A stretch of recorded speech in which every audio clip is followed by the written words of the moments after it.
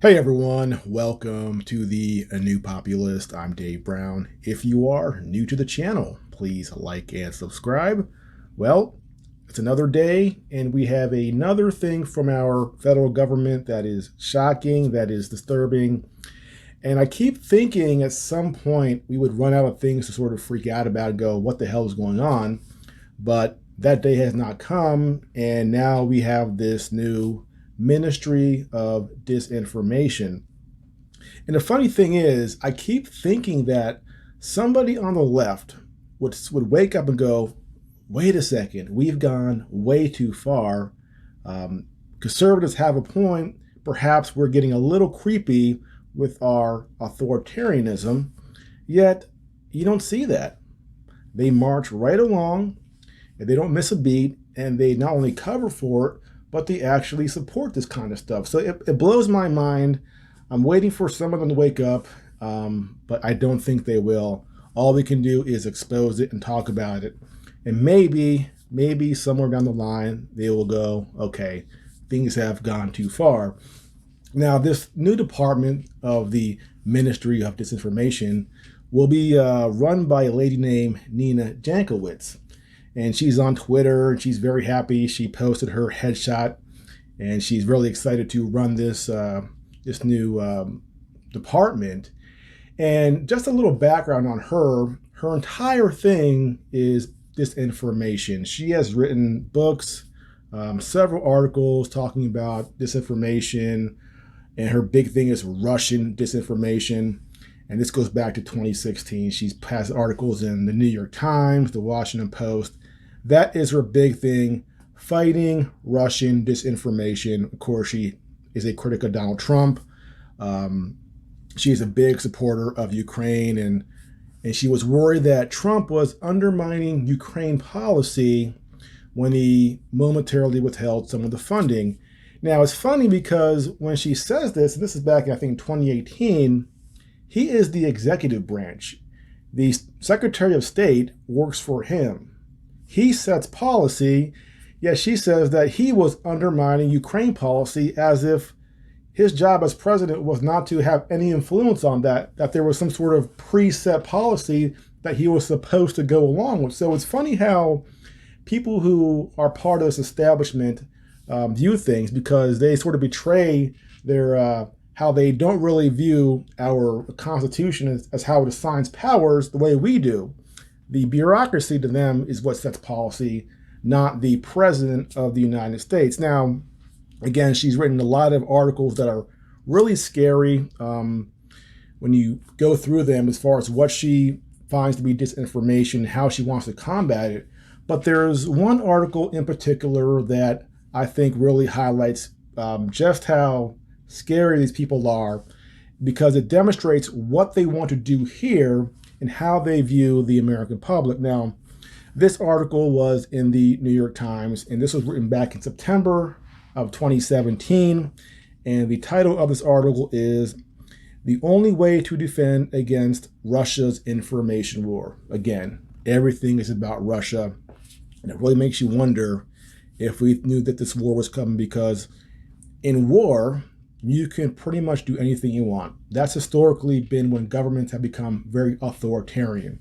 So as this war continues and as our level of involvement perhaps increases, this is when governments start to come after your rights. So I want to go through this article and stop at a few places to really highlight some of the things he's saying that's very, scary if you're a person who values civil liberties and a person who's very worried about overreach from the government as far as the government being involved in your daily lives. So it starts off, since the American presidential election, RT and Sputnik, Russia's state-funded foreign media networks, have dominated the discussion about the United States' response to Russian disinformation. This month, the American government debated whether those outlets should be categorized as foreign agents. A recent article in the New York Times magazine labeled RT the most effective propaganda operation of the 21st century so far. Now, I'm going to disagree with that. I think our CIA beats RT. Of course, these statists, these establishment people, never look at what we do. They won't stop for 1 second and acknowledge the propaganda that comes from our side. It doesn't exist. They focus solely outward. And right now, their focus is completely on Russia. Never mind China. God knows what China is doing as far as disinformation. I guarantee you Russia can't even get to Chinese levels. But China has a lot of power, and right now we don't want to confront China, so we're focusing solely on Russia. The article continues. Many Americans seem increasingly to embrace the belief that snuffing out these networks and otherwise responding directly to Russian fakes will win the information war. It won't. To win this fight, Americans need to think seriously about why RT, Sputnik, and fake news resonate with so many people in the first place. Now, this goes back to disinformation and propaganda from our own government. So what she's really saying is that sometimes RT and Sputnik might be telling the truth, a truth that our government does not want us to hear. So in her view, it's resonating with us for the wrong reasons, when reality says there may be a very good reason why it's resonating. Again, propaganda comes from both sides, and sometimes RT and Sputnik aren't lying, but for her, it's a problem. And it continues, RT and Sputnik are bellwethers for the progressing American policy response to disinformation. On September 14th, Molly McNew, a writer and consultant who described herself as an information warfare expert, testified before Congress that these media outlets and others deep within the shadow space have infected America. In response, Ms. McNew would have us develop a rapid response capability for irregular information warfare to secure our information space. She also recommended more regulation for social media. And this lady herself has written articles saying that Facebook should be regulated and that Facebook was popular among dictators. So she's of the same vein. She wants more government involvement in social media. It goes on. According to the Pew Research Center, only 20% of Americans trust their government. The same little percentage has a lot of trust in the national news media. It's impossible to say definitively what causes this mistrust. Now I'm going to stop right there. What causes this mistrust? Let me think about this for a second. That's right. All the freaking lies the U.S. government has said over the last several years / decades. That's why there's mistrust. And again, for people like her, they won't even look inside for a second to say, wait a second, our government and media do lie. Perhaps that's why people are a little annoyed. And for her, she's saying, oh, it's impossible to say definitively what causes this mistrust. And it's laughable. But that's how insane these people are. They won't even look at it or see it. They live in that bubble, and that's what they believe. If we're assuming that they really are, locked in and have that belief, aren't just pure propagandists and just lying to us, knowing that's why we don't believe them. But the article continues. But its growth has coincided with the rise of both the adrenaline-driven internet news cycle and the dying of local journalism over the past 2 decades. Without news that connects people to their town councils or county fair, or stories that analyze how federal policies affect local businesses, people are left with news about big banks in New York City and dirty politics in Washington. Now, I would agree that we do need more local journalism. People should be more engaged at the local level. If we're all just watching nightly news, again, talking about the banks in D.C., we lose interest, and I think a lot of people don't care. I think they would care more if they were focusing on things that actually affected their daily life. So that I disagree with too much. No problem with that. But she goes on.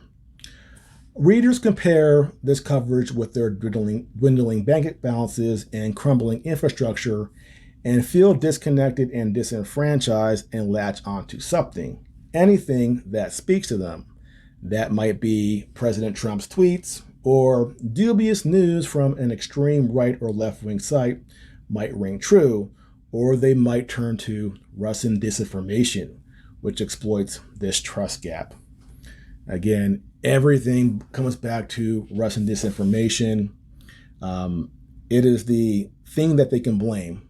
That's the go-to, and it's really annoying because it's almost like they're saying we're too stupid as people to create our own thoughts and figure things out for ourselves. We're being misled, and Russia's doing it, and they're here to save us. The U.S. government, they're gonna swoop in here to save us from the Russian disinformation. Yeah, okay. The article continues. All is not lost. Disinformation can be defeated without the establishment of a shiny new initiative cased in the language of Cold War 2.0. Instead of rapid information operations, the United States should work to systemically rebuild analytical skills across the American population and invest in the media to ensure that it's driven by truth, not clicks. Now, the issue about who decides what is true, and my problem is that there is no entity on this planet that can, with 100% honor or can actually decide what is true. Everything has some bias, and for me, that's why I say, let's just have free speech. And if you hear something that you disagree with, challenge it. Let's work it out in the public sphere, in the public square, and let people believe what they want. But if we're looking for an entity to tell us what is true, we're going down the wrong path because they're incapable of that. And worse, the precedent over the entire span of human history is that when an entity that does that, whether it's a organized religion or a government, they're usually lying to you and spreading their own propaganda. So that's my problem with that. Going on, and this is where it gets actually a little scary as far as what she's proposing. The fight starts in people's minds and the molding of them. In K through 12 curriculums, states should encourage a widespread refocusing on critical reading and analysis skills for the digital age. Introductory seminars at universities should include a crash course in sourcing and emotional manipulation in the media. Similar courses could be created as professional development for adults, beginning with state employees. Large corporations could be offered government incentives to participate too. So she wants the government, because we're talking about school at the state level, to focus on K through 12, starting with 5-year-olds, to make sure that they're developing the right critical reading and analysis skills for the digital age. Now, what do you see out there that gives you confidence that our public school system is going to arm children with critical reading and analysis skills? Is that what they actually do? They indoctrinate. So what she really wants here is for these teachers to indoctrinate these children, because if we all did have critical reading and analysis skills, we would have zero trust in the government, ironically enough. So the government does not want you to have critical reading and analysis skills, because if you did, you would have zero trust for the government.